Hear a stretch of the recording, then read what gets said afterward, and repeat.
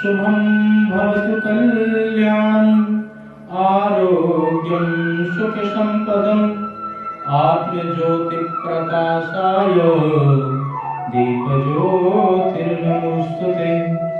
ॐ स्वस्ति न इन्द्रो वृद्धश्रवाः स्वस्ति नः पूषा विश्ववेदाः स्वस्ति नस्तार्क्ष्यो अरिष्टनेमिः स्वस्ति नो बृहस्पतिर्दधातु।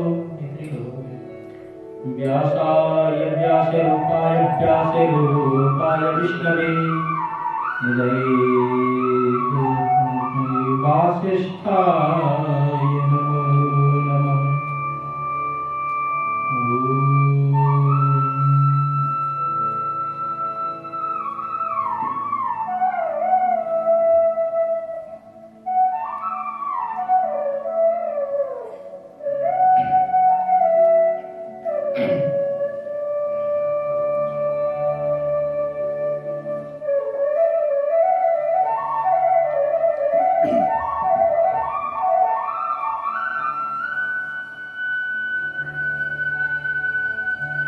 ध्येयं सदा परिभवनमभीष्टदोहम्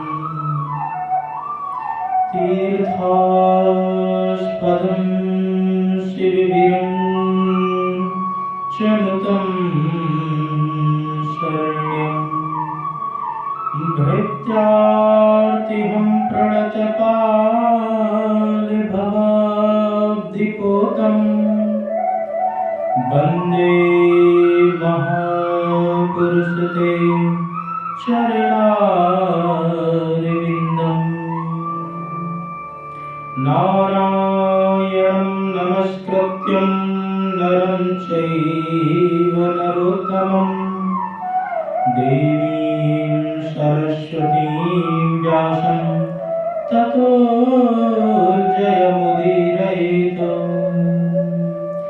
भक्ति भक्त भगवन्ति गुरु चतुर नाम बपुए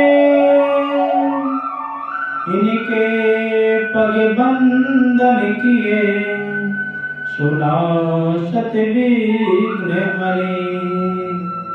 आइए हनुमंत विराजिए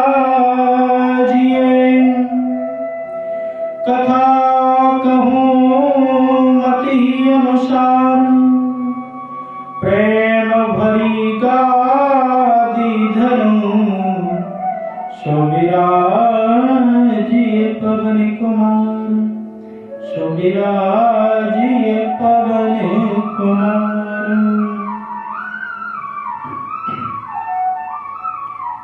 बोल कृष्ण कन्हैया लाल की राजा रामचंद्र भगवान की अम्बे मैया की जय। एकादशी महारानी की जय।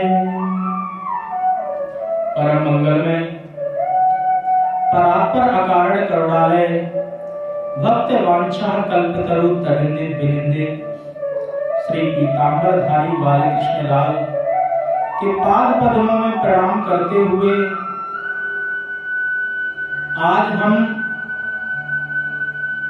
कृष्ण पक्ष जो कि चैत्र मास का जो कृष्ण पक्ष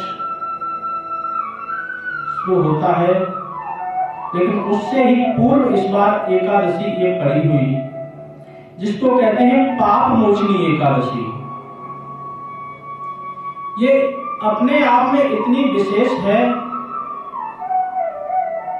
कि युधिष्ठिर महाराज जी जब भगवान कृष्ण से अमलका एकादशी की कथा सुन रहे थे, अमलका एकादशी की कथा सुनने के बाद भी उनके मन को तृप्ति नहीं हुई, उनके मन में अभी भी शांति नहीं हुई।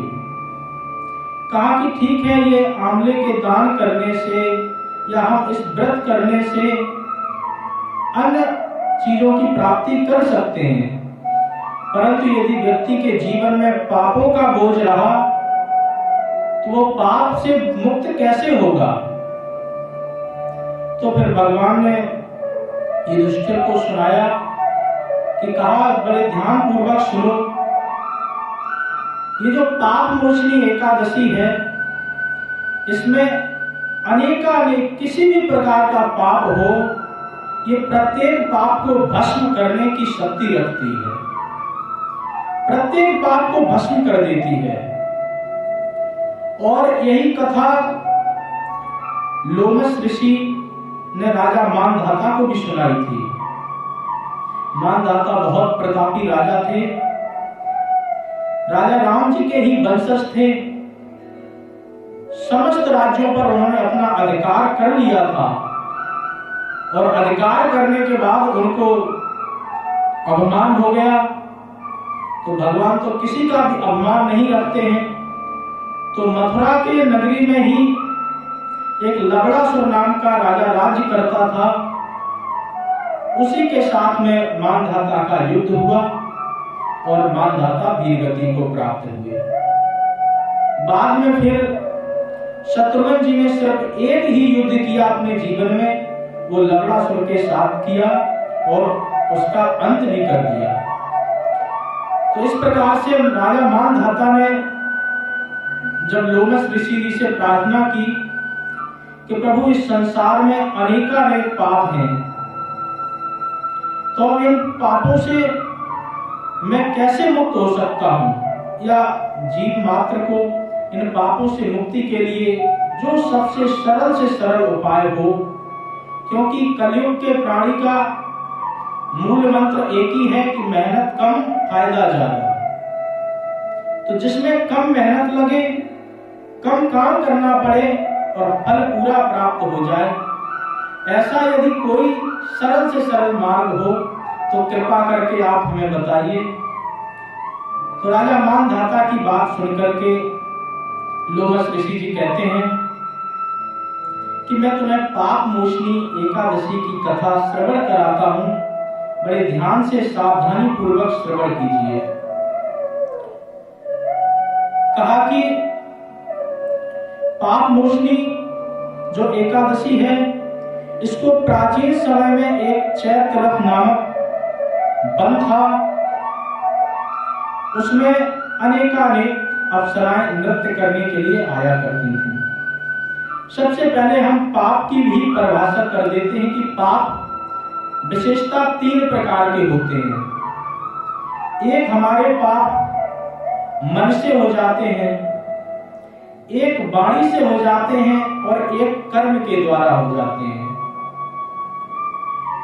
तो पहले वाणी और कर्म के जो पाप हैं, इनका प्रत्येक व्यक्ति को प्रायश्चित करना ही करना पड़ता है।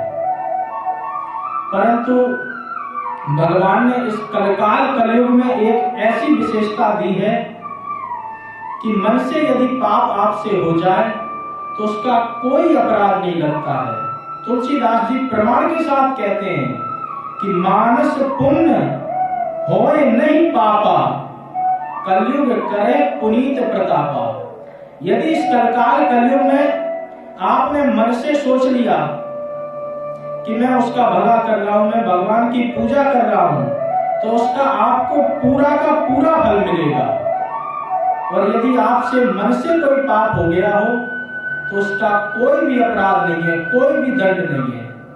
इसीलिए प्राचीन काल में जो आज भी संत महापुरुष जो गुफाओं में रहते हैं वो बाहर नहीं आते, अपनी आंख बंद करके ही मानसिक पूजा करते हैं और मानसिक माला चढ़ा रहे हैं, मानसिक अभिषेक कर रहे हैं। इस कलकाल कलयुग में मानसिक पूजा का सर्वश्रेष्ठ फल है। तो यदि जो व्यक्ति, वैसे तो मंदिर जो है भक्ति का केंद्र बिंदु है, मंदिरों में आकर के ही हमारी भक्ति भगवान के प्रति समर्पित होती है, परंतु जो असमर्थ हैं, जो नहीं आ सकते हैं, उन्हें अपने घर पर मानसिक पूजा का अभ्यास जरूर करना चाहिए। तो पाप यदि मन से हो जाए तो कोई उसका दोष नहीं है। वाणी और कर्म से किया हुआ पाप का प्रायश्चित प्रत्येक व्यक्ति को करना पड़ता है। तो वाणी और कर्म से पाप करने से बचें।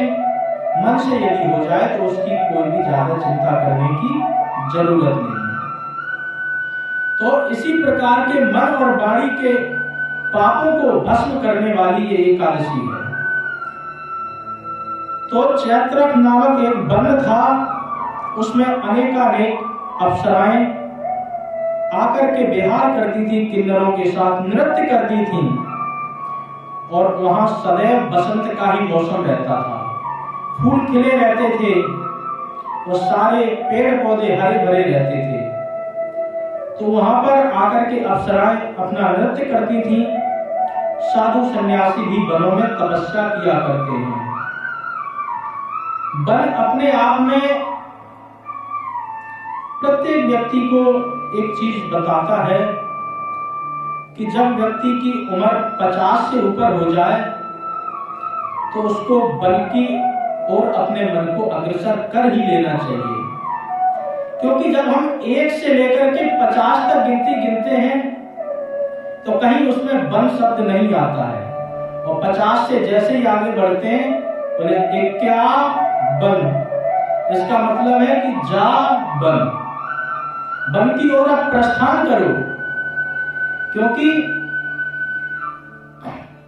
अगर उम्र को 4 भागों में विभाजित कर लिया जाए 100 के हिसाब से, वैसे तो 100 वर्ष अब होती नहीं है, क्योंकि हमारा खान पीन बिगड़ गया है, रहन सहन बिगड़ गया है, इसलिए हम अपनी पूरी आयु को भी नहीं जी पाते हैं।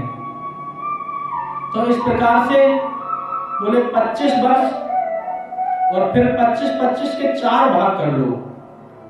प्रथमे नार्जितम विद्या, द्वितीये नार्जितम धनम, तृतीये नार्जितम धर्मम, चतुर्थम किम करिष्यति। यदि किसी व्यक्ति ने पहले 25 साल में विद्या का अध्ययन नहीं कर पाया, उसके बाद में अगले 25 साल में 25 से लेकर के 50 तक उसने धन का उपार्जन नहीं कर पाया, और तीसरी है धर्म की, जो 50 से लेकर के 75 वर्ष तक जिस व्यक्ति ने धर्म नहीं कमा पाया, तो वो चौथे पन में क्या कर सकता है। जल चुका है तेल दीपक, खाली अब बाती रही, श्रवण शक्ति ना रही, नहीं मनन अब हो पाएगा, मनन निध्यासन बिना निज रूप कैसे ध्याएगा। ध्यान चिंतन के बिना अनुभव न होगा आत्मा, और आत्मा अनुभव बिना कैसे मिले परमात्मा। आत्मा परमात्मा अनुभव में जब नहीं आएगा, कैसे जीवन मुक्त का आनंद वह कर पाएगा। जब नहीं कर पाएगा फिर भी कोई बात नहीं, किंतु ईश्वर की कृपा संतों के आशीर्वाद से भक्त कर भगवान की बच जाएगा यमराज से। अब भी कर पुरुषार्थ, जो कुछ बिगड़ गया है वो अभी भी अगर पुरुषार्थ करें तभी भी जीवन का आनंद तो नहीं मिलेगा, परंतु हमें यमराज की प्रताड़नाओं से थोड़ा सा बचाव हो जाएगा। तो प्रत्येक व्यक्ति को वन की ओर अग्रसर होना चाहिए, वन की ओर जाएं। अब प्रश्न उठता है कि पहले तो चलो वन में खूब फल आदि हुआ करते थे, इतने जंगली जानवर भी नहीं थे, अब तो वैसे भी बहुत कम हो गया, अब तो धीरे धीरे वन ही समाप्त होते जा रहे हैं, कहां जाएं? क्योंकि शरीर जो है ये सुविधाओं का आदि हो गया है, तो कौन से वन में जाकर के तपस्या करें, कहां जाएं? तो श्री सुखदेव जी कहते हैं कि जो व्यक्ति अरण्य वनों में नहीं जा सकते, जंगलों में नहीं जा सकते हैं, उनके लिए भगवान ने वृंदावन जैसी विशेष स्थान बना दिया है कि वहां जाकर के व्यक्ति अपने मन को लगा सकता है। वनम वृंदावनम नाम पसव्यम नवकाननम गोप गोपी गवाम सेव्यम पुण्याद्रतिर्विरुधम। ऐसा वन है जिसकी महिमा जितनी कही जाए उतनी कम ही है। वहां हमेशा कोई ना कोई महोत्सव होते ही रहते हैं, हमेशा वहां तो आनंद ही बरसता है। भगवान ने जितना वृंदावन में आनंद बरसाया है उतना कहीं भी नहीं बरसाया, जबकि मात्र 11 वर्ष ही ब्रज में रहे।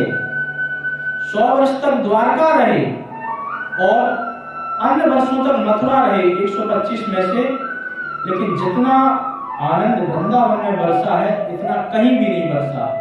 क्योंकि आनंद तभी बरसता है जब कोई बरसवाने वाला हो। तो श्री धाम वृंदावन के ही निकट में बरसाना है, तो जहां बरसाने वाली है वहीं तो आनंद बरसेगा।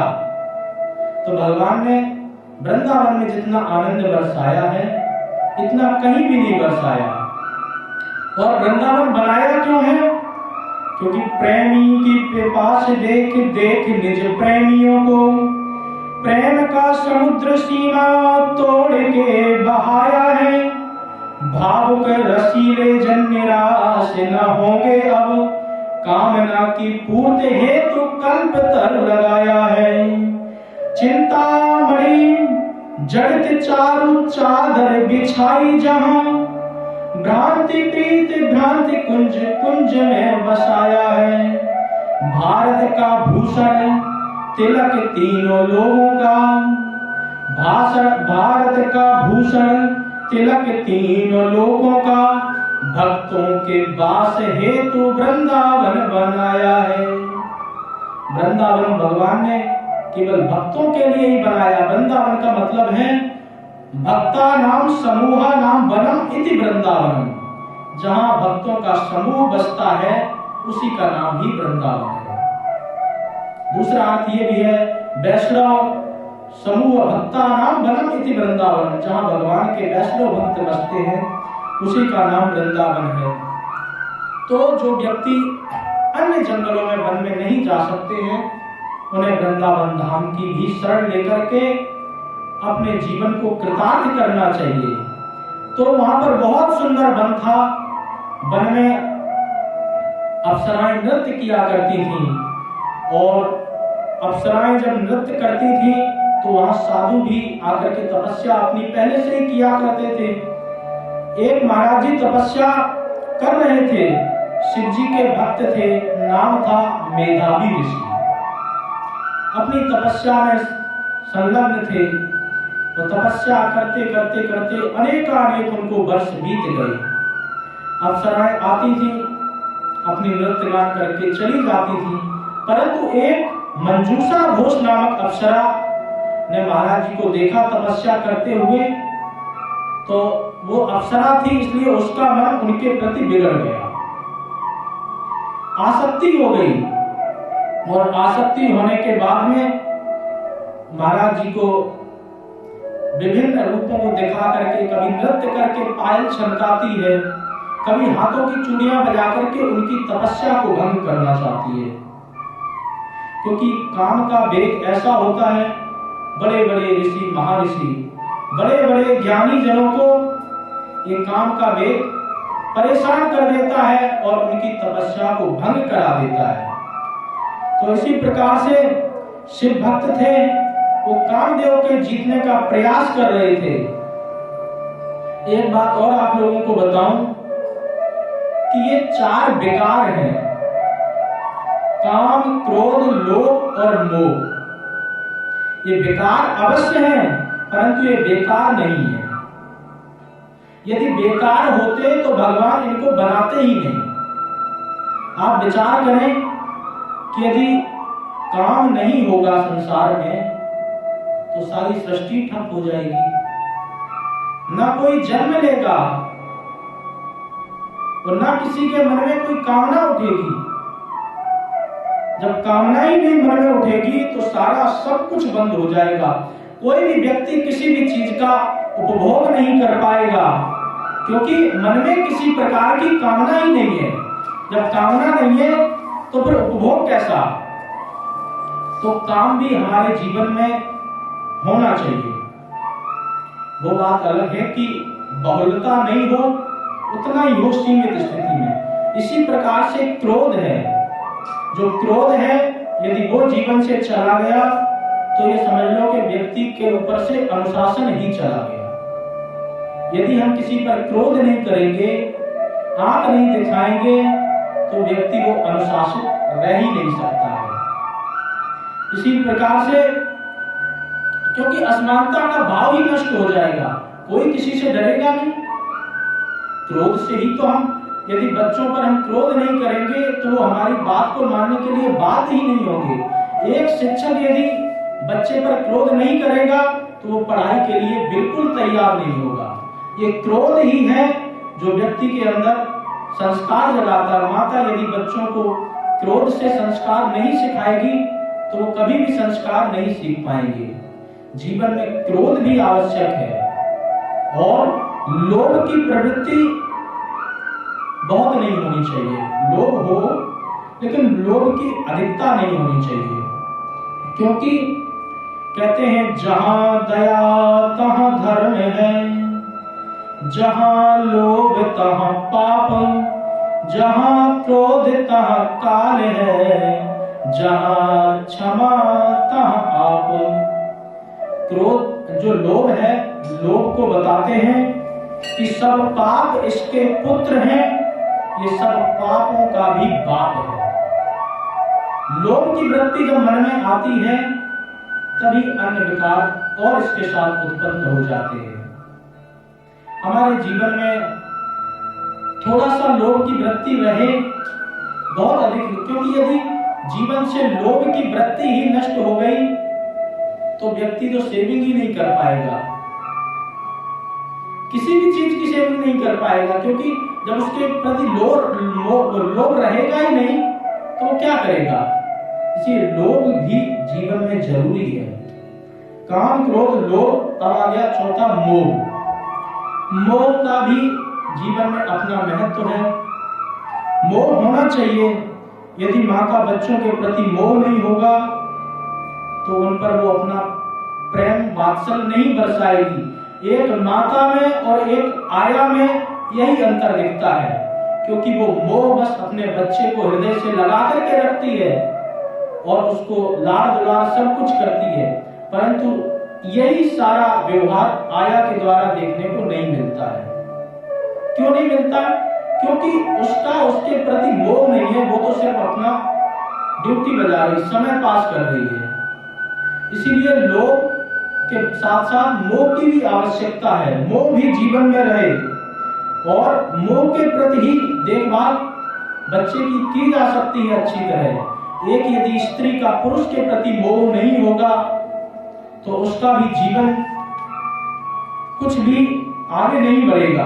वो जब पुरुष से मोह नहीं करेगी तो फिर धीरे धीरे जीवन के सारे रंग और आनंद ही उसके समाप्त हो जाएंगे। इसीलिए मोह को अगर हम चाहें तो प्रेम में परिवर्तित कर सकते हैं। काम क्रोध लोभ मोह चार विकार हैं, परंतु बेकार नहीं है। प्रत्येक व्यक्ति के लिए अपने अपने हिसाब से चीजें होती हैं। नीतिकार कहते हैं अमंत्रमक्षरम नास्ति नास्ति मूल मनौषधम अयोग्य पुरुषो तत्र योजितस्तत्र दुर्लभा। इस संसार में कोई भी ऐसा अक्षर नहीं है जिससे मंत्र न बनता हो। इस संसार में कोई ऐसी घास नहीं है जिससे औषधि न बनती हो। इस संसार में कोई भी ऐसा पुरुष नहीं है जो कि अयोग्य हो। यह तो योजक के ऊपर होता है। योजितस्तत्र दुर्लभा। योजक उसको कैसे उसका उपयोग करता है। बंद घड़ी भी दिन में 2 बार समय बिल्कुल ठीक दिखाती है। तो प्रत्येक चीज का अपना महत्व है। ये जो रात है, ये रात का अपने अपने हिसाब से लोग उपभोग करते हैं। यही रात में हम सब सोने का काम करते हैं। या निशा सर्वभूतानां तस्यां जागृति संयमी।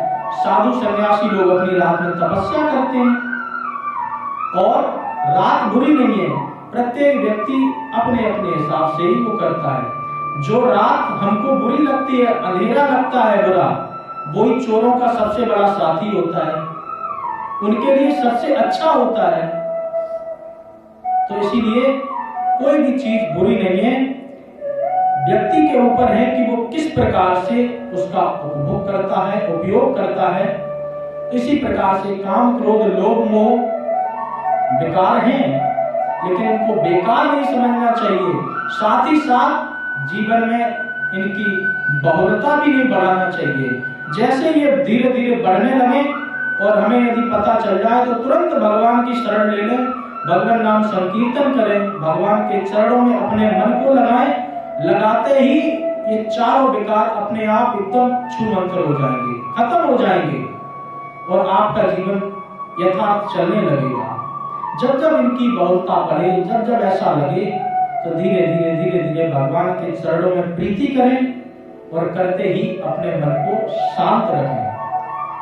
तो इसी प्रकार से कामदेव को जीतने का प्रयास कर रहे थे, परंतु अप्सरा मोहित हो गई और होकर के महाराज जी की भी समाधि टूट गई और उसके प्रति इतना आकर्षण हो गया उनका कि उनको पता ही नहीं चला। धीरे धीरे धीरे धीरे 58 वर्ष बीत गए।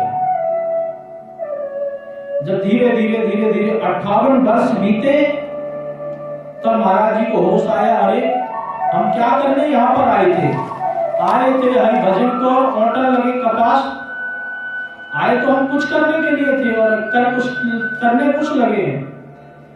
परंतु धीरे धीरे धीरे जैसे 58 वर्ष बीते तो बीतने के बाद में उनको अपने आप पे ही क्रोध आने लगा और उससे भी ज्यादा उस अप्सरा पर क्रोध आया कि इसने मेरी पूरी समाधि भंग कर दी और उस अप्सरा को श्राप ही दे दिया। तो स्त्री का स्वच्छंद होना कई बार घातक हो जाता है। स्त्री स्वतंत्र, शास्त्रों ने निर्देश दिया है कि स्त्री को स्वतंत्र नहीं होना चाहिए या स्वतंत्र नहीं रखना चाहिए। इसका मतलब ये बिल्कुल नहीं है कि उसको बांध करके रखें, कहीं इसका दूसरा अर्थ लगा लें, ये बिल्कुल नहीं है। स्त्री का स्वतंत्रता के साथ में कहने का तात्पर्य सिर्फ यही है कि जब वो कन्या है, बेटी है, तो वो अपने पिता के संरक्षण में रहे। जब वह पत्नी है तो अपने पति के संरक्षण में रहे। जब वह माँ है तो अपने बेटे के संरक्षण में रहे, क्योंकि उसका स्वतंत्र होना कई बार घातक हो जाता। इस समाज में ऐसे ऐसे असामाजिक तत्व भी हैं जो स्त्री को अबला समझ करके उस पर अपना दृष्टिपात करते हैं, बुरी तरह उस पर अपनी दृष्टि डालते हैं। तो इस प्रकार से बाकी प्रत्येक नारी पूजनीय है। यत्र नार्यस्तु पूज्यन्ते रमन्ते तत्र देवता। नारी का कोई मैं अनादर नहीं कर रहा हूं, नारी पूजनीय है, नारी की पूजा होनी चाहिए। नारी निंदा ना करे, नारी नर की खान और नारी से ही प्रकट हुए राम कृष्ण भगवान। लेकिन अब नारियों को अभिमान भी नहीं आना चाहिए। ये सब कहने के साथ साथ कबीरदास ये भी कहते हैं, पर नारी पैनी छुरी 3 जगह से मार, धन हरे यौवन हरे अंत नरक ले जाए। जहां उसकी इतनी प्रशंसा की है, प्रशंसा के साथ साथ में कहीं अभिमान न उत्पन्न हो जाए तो उसके दोषों को भी बता दिया है। देवता तो यहां तक कहते हैं कि आपने सब कुछ जान लिया है, संसार में सब कुछ जान लो, परंतु उसके बाद भी त्रिया चरित्रम पुरुषस्य भाग्या देवो न जानाति कुतो मनुष्या। जब त्रिया का चरित्र और पुरुषों का भाग देवता भी नहीं जान सकते हैं तो आम मनुष्य का क्या कहना। तो इसीलिए कहते हैं कि नारी बंधनी है, बंधनी के साथ साथ उसको स्वतंत्रता कई बार बहुत घातक हो जाती है। अप्सरा के साथ भी ऐसा ही हुआ। स्वतंत्र थी और स्वतंत्रता में उसने अपनी मर्यादा को भी लांघ दिया और वो एक साधु के कोप का भाजक बनी और कोप का भाजक बनने के बाद उसको ये श्राप मिला कि तू जा, तू दुराचारणी, तेरे इस जीवन को धिक्कार है, तूने मुझे मेरा इतना सारा समय नष्ट कर दिया, मेरे 58 वर्ष तूने बर्बाद कर दिए, तू जाकर के इस संसार में पिशाचनी बन जा और पिशाचनी की तरह अपना पूरा जीवन व्यतीत कर। जब इस प्रकार का श्राप दिया तो श्राप देने के बाद में वो हाथ जोड़ करके प्रार्थना करने लगी और कहने लगी कि महाराज, साथ ही साथ मेरा ही पूर्ण दोष नहीं है, आपने भी मेरा साथ दिया है, इसीलिए गलती तो दोनों तरफ से ही हुई, परंतु आप मुझे इस श्राप से मुक्त होने का कोई तो उपाय बताएं, क्योंकि साधुओं का हृदय होता है संत हृदय नवनीत समाना, मक्खन की तरह उनका हृदय होता है। वो तुरंत छड़े रुष्टा, छड़े तुष्टा, रुष्टा तुष्टा, छड़े छड़े, वो छड़ में पिघल जाते हैं और छड़ में ही क्रोध भी कर देते हैं। तो इसीलिए प्रार्थना की।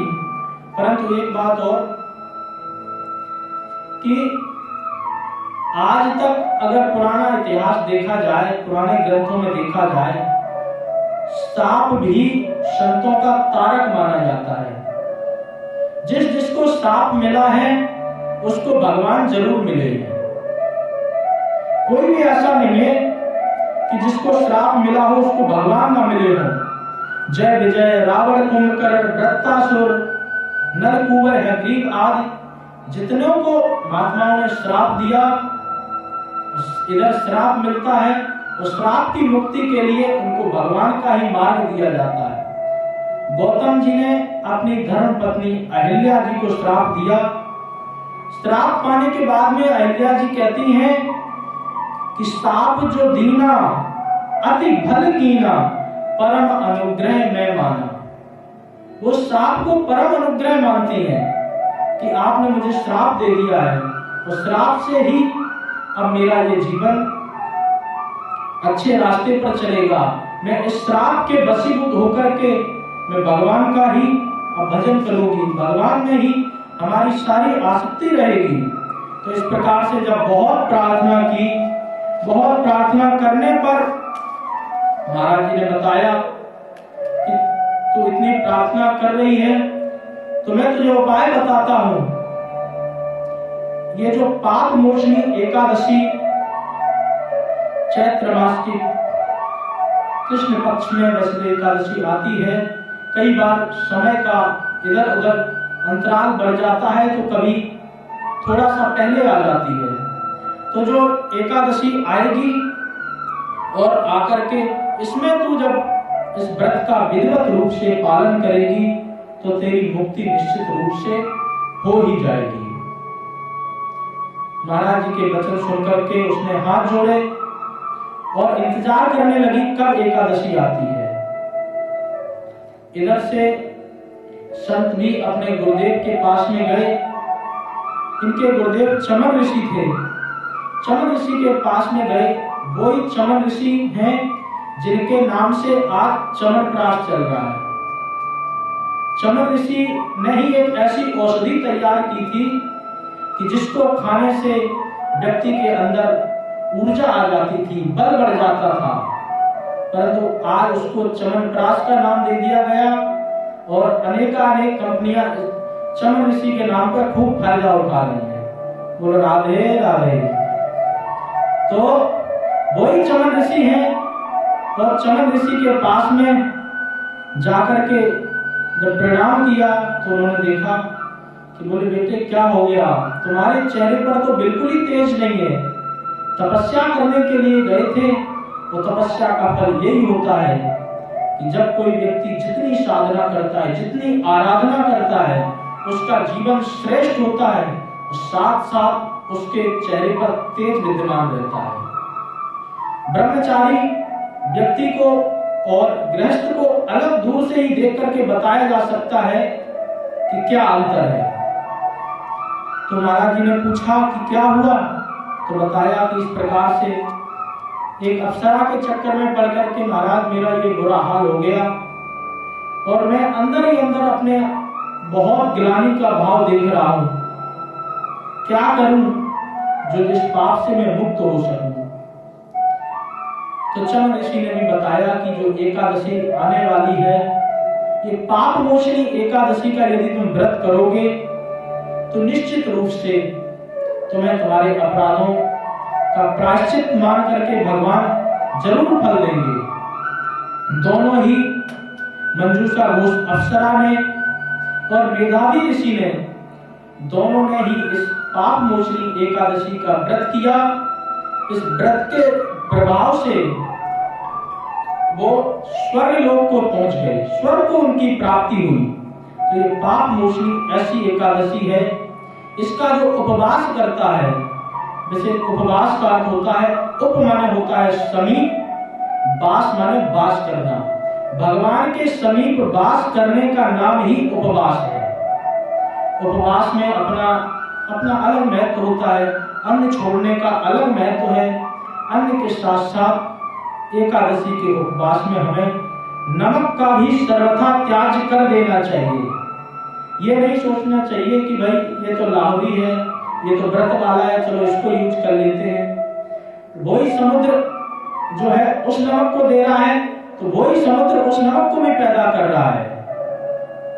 तो भेद शास्त्रों ने तो पूर्णता वर्जित किया, परंतु रोग दोष को देखते हुए भी यदि किसी के शरीर में ब्लड प्रेशर की कमी है तो उनके लिए शास्त्र निर्देश भी देते हैं कि वो लोग जो रोगी हैं वो अपना धीरे धीरे थोड़ा बहुत ले सकते हैं नमक, और लेकिन व्रत अवश्य करें।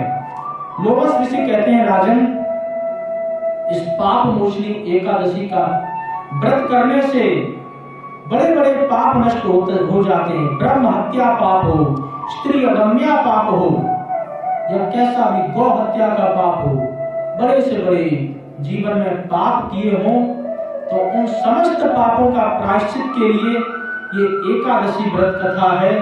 इसका जो भी व्यक्ति ध्यान पूर्वक श्रवण करता है, मनन करता है, चिंतन करता है, तो वो इस संसार से मुक्त होकर के अपने पापों का प्रायश्चित करके भगवान के दिव्य लोक को प्राप्त करता है।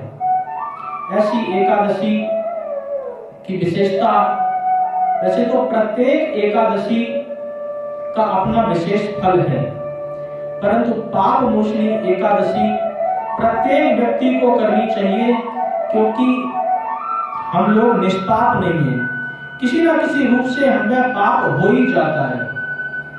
अब हम तो सावधानी से चलते आ रहे, परंतु पैर से दबकर के चींटी मर गई, तो वो भी एक प्रकार का पाप है। जाने में करो अनजाने में करो, पाप का प्रायश्चित तो करना ही करना पड़ता है। एक छोटी सी कथा सुनाते हैं, पापों का प्रायश्चित कैसे पाप अपना फल देता है। मांडव ऋषि थे, बहुत ही अद्भुत ऋषि थे। वो अपने आश्रम में बैठ करके आराम से तपस्या कर रहे थे। एक राजा के यहाँ चोरी हुई। 4 चोर उस राजा के यहाँ से धन चुरा करके भागने लगे। सिपाहियों ने भागते हुए देख लिया। जब सिपाहियों ने देखा तो वो भी उनके पीछे पीछे दौड़ने लगे। धीरे धीरे धीरे धीरे देखते देखते चोरों ने देखा कि अब सिपाहियों से मैं पकड़ा जाऊंगा, तो वो जाकर के महाराज जी की कुटिया में ही प्रवेश कर गए। वो अपने तपस्या में लीन थे। चोरों ने देखा उन्हीं के ही वस्त्र पड़े हुए थे, तो सारे उन्हीं के ही कपड़े पहन करके महाराज जी के ही आसपास चारों बैठ गए। सिपाहियों ने देखा धन तो यहीं पड़ा है, इसका मतलब ये 4 जो बैठे ये चोर हैं, और ये 5वां जो बीच में ये इनका सरदार है। सबको पकड़ करके ले गए। राजा क्रोधवश बैठा हुआ था। बैठे ही बैठे कहा कि महाराज हम 4 चोरों पकड़ लाए, ये उसका सरदार और हमारे हाथ लग गया, बताओ आपका क्या आदेश है। कहा कि जाओ सबको सूली पे चढ़ा दो। अब महात्मा का कोई अपराध नहीं था। उसके बाद उसको भी सूली पे चढ़ा दिया गया। मांडव ऋषि को भी सूली पे चढ़ा दिया, 4 चोरों को भी सूली पे चढ़ा दिया। धीरे धीरे धीरे धीरे 4 चोर तो फांसी पे लटक करके मर गए, परंतु महात्मा योग बल से अपने शरीर को हल्का बना लिया और वो सुबह तक ऐसे ही लटके रहे। जब सुबह द्वारपालों ने, सेवकों ने देखा कि आंखें इनकी खुली हैं, श्वास चल रही है, तो दौड़ करके महाराज जी को बताया। कहा कि ये तो कोई सिद्ध पुरुष है। जब महाराज देखने आए जब राजा, तो राजा ने देखा ये तो साक्षात मांडव ऋषि हैं। तो आकर के तुरंत प्रणाम किया कि महाराज मुझसे बहुत बड़ा अपराध हो गया है कि मैंने आपको इस प्रकार से कष्ट दिया, आप जो भी दंड देंगे मुझे स्वीकार है। परंतु महाराज जी ने कहा कि देखो, दंड देने का विधान तो यमराज का होता है, और मैं ये नहीं समझ पा रहा हूं कि मैंने जब से अपना होश संभाला है तब से मैंने कोई भी आज तक ऐसा अपराध नहीं किया जिसका इतना भयंकर दंड मिले। अब राजन, तुम तो ये बात बता नहीं पाओगे कि हमें क्यों दंड मिला है, ये तो हम जाकर के साक्षात यमराज से ही पूछेंगे। सदैव यमपुरी पहुंच गए मांडव ऋषि, और यमपुरी पहुंच करके यमराज ने देखा तो वैसे ही घबरा गए। तो भाई कहा, महाराज बैठो बैठो। बोले, हम बैठेंगे बाद में, पहले ये बताओ कि मुझे किस अपराध का दंड दिया गया। महाराज आप बैठो तो सही। बिठाने के बाद चित्रगुप्त को बुलाया गया, कहा कि इनका बही खाता खोल के देखा जाए। जब देखा गया तो एक छोटा सा अपराध मिला कि जब ये मात्र 5 बरस के थे तो एक कांटा लेकर के इन्होंने एक रेंगते हुए कीड़े को चुभो करके मार दिया था। तो बोले कि ये आपका अपराध था, इसके लिए आपको इतना बड़ा दंड मिला। महात्मा क्रोधित हो गए, कहने लगे कि जब मैं अबोध था, मुझे पाप पुण्य के बारे में कुछ पता ही नहीं था, तो तुमने इतना भयंकर मुझे अपराध दे दिया। तुम्हें अपराध का दंड देना नहीं आता है, मैं बताता हूं तुम्हें कैसे दंड दिया जाता। मैं तुम्हें श्राप देता हूं कि तुम 3 जन्मों तक मृत्यु लोक में वास करोगे, और धर्म और अधर्म की गुत्थियां सुलझाते सुलझाते तुम्हारा सारा जीवन उसी में ही फंसा रहेगा।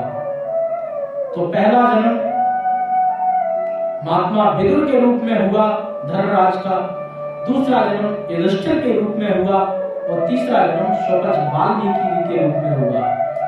तो कहने का भावार्थ यही था कि 5 वर्ष का बालक अनजाने में अपराध करता है, उसके बाद भी उसको इतना बड़ा दंड मिलता है। यदि हमसे भी कोई चींटी या कीड़े आदि मर जाते हैं तो हमें उनका प्रायश्चित अवश्य करना चाहिए, क्योंकि बिना प्रायश्चित के कोई पाप का निस्तारण हो ही नहीं सकता है। यदि पाप बनाए हैं तो उसका कोई न कोई उपाय भी है। तो इस प्रकार से दोनों लोगों ने एकादशी का व्रत किया, और व्रत करके वो स्वर्ग लोक को चले गए। शास्त्रों में ऐसी मान्यता है, जो भी इस एकादशी का विधिवत रूप से व्रत करता है, व्रत करके भगवान विष्णु जी की पूजा आराधना करता है, तो समस्त पापों से उसका छुटकारा होकर के वो साक्षात भगवान के लोक में प्रवेश कर जाता है। बोल बाके बिहारी लाल की जय, एकादशी महारानी की जय। आज की कथा का यही विश्राम, और अगली एकादशी की कथा ठीक 5 बजे शुरू हो जाएगी। तो आप अधिक से अधिक संख्या में पधारें, और पधार करके भगवान के चरित्रों का रसस्वादन करके अपने जीवन को धन्य बनाएं, क्योंकि ये जीवन उपासना के लिए ही मिला है। जितना हम भगवान की भक्ति करेंगे, जितना हम भगवान की आराधना करेंगे, उतना ही हमारा जीवन श्रेष्ठ होता जाएगा। बोल बांके बिहारी लाल की जय, अम्बे मैया की जय, जगदम्बे माता की जय, कृष्ण कन्हैया लाल की जय, एकादशी महारानी की जय। जय जय श्री राधे, जय जय श्री राधे, जय जय श्री राधे श्याम। अब आरती होगी, आप सब लोग खड़े हो जाएं।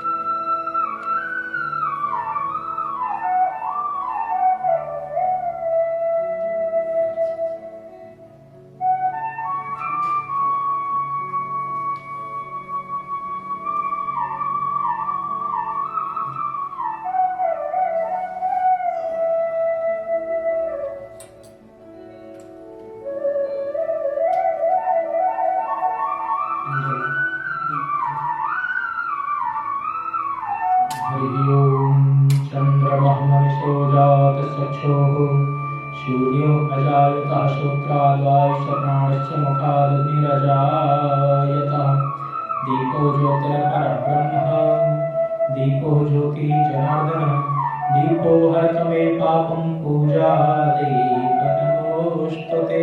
आगे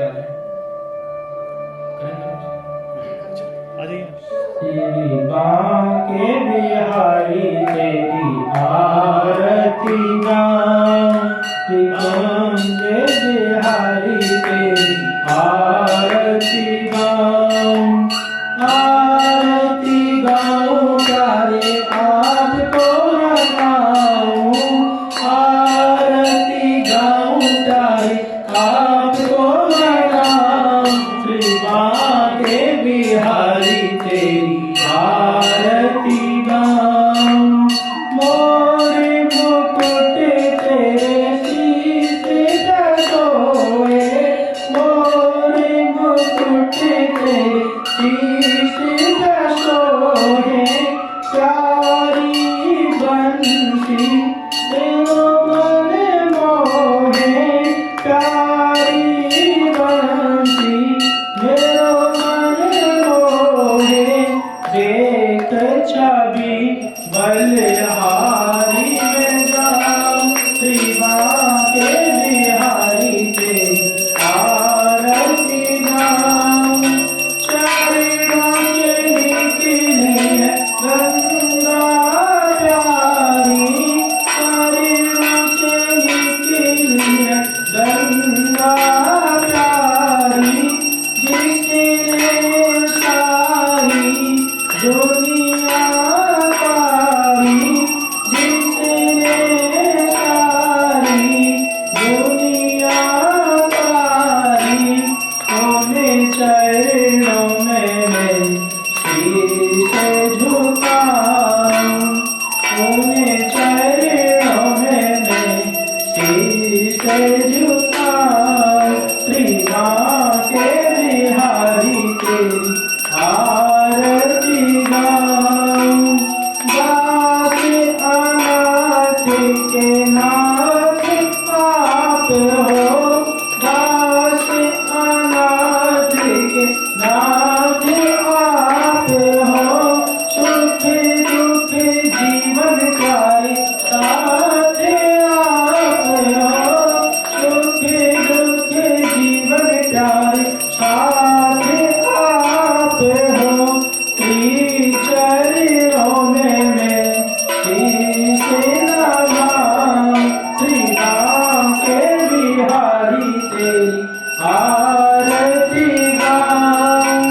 श्री हरिदास के प्यारे तुम हो, श्री हरिदास के प्यारे तुम हो, मेरे मोहन जीवन धन हो, मेरे मोहन जीवन धन हो, देखे योगन छवि बलि बलि जाऊं, देखे योगन छवि बलि बलि जाऊं, श्री बांके बिहारी